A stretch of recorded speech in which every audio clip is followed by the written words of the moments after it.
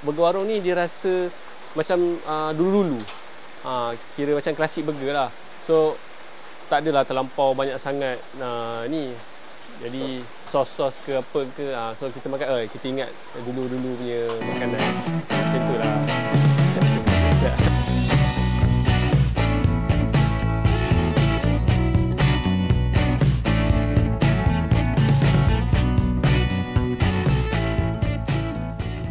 Assalamualaikum, nama saya Muhammad Nur Bazli bin Hassan.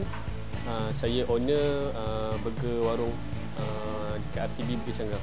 Kedai kami beroperasi setiap hari kecuali hari Rabu dan Sabtu. Kedai burger kami ni sama je dengan kedai yang lain. Ada burger ayam, burger daging, burger kambing. Tapi yang special dekat sini, kita ada burger daging smoky. Daging smoky ni ada ayam, daging. Kita ada burger arang. Burger arang kita ada daging dan burger kambing. So daging paling special kita ada roti john ayam crispy.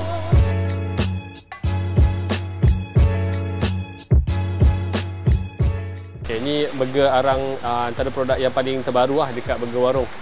So dia pakai patty 100 gram, patty daripada Obi, salad, sos cili lah. So ini baru lagi tapi alhamdulillah lah sambutan, alhamdulillah. Kita punya patty 100 gram.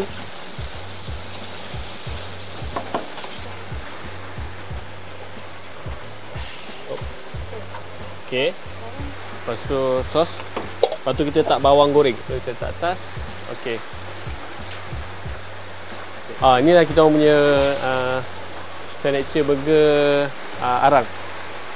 Okey, sekarang ni kita nak buat burger ayam crispy dengan burger smoky daging. Okey, kami letak sayur yang sama yang kita orang pakai tadi. 3 jenis sayur dalam ni. Lepas tu tomato. Lepas tu dengan sos.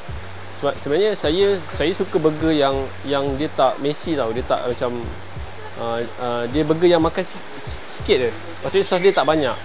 Macam kita orang selalu, kita orang memang burger kita orang memang tak banyak sos sangat dengan macam sos melimpah-limpah tu lah. So dia biasa je. Inilah kita orang punya burger daging, burger smoky daging dengan burger ayam crispy. So ayam tu dia besar. Sebab tu saya jual harga dia RM8.5 tapi ayam dia besar.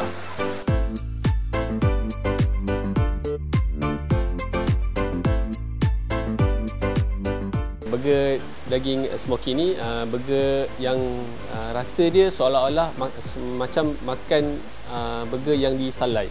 Berat burger dia, daging patty dia 70 gram.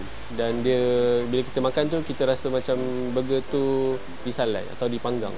Burger ayam crispy pula, patty ayam tu kita olah sendiri menggunakan tepung-tepung yang saya sebelum ni saya jual ayam goreng.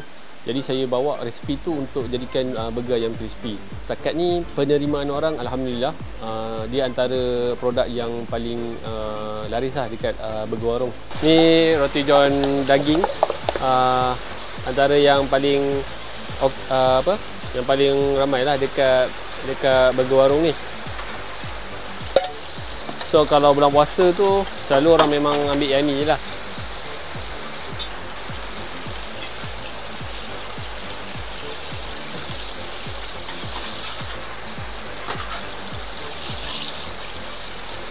Ni dia punya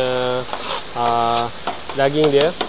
Memang biasa orang order baru kita buat. Orang order baru kita buat dia punya daging.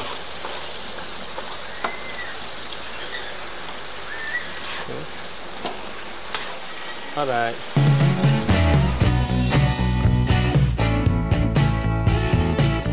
Yang ni mula kita orang sapu mayonis dulu. Lepas tu kita taruh salad.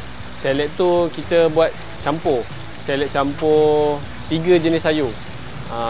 Ada salad, ada salad purple dengan Cameron salad. Lepas tu kita taruh tomato. So kita taruh atas dia.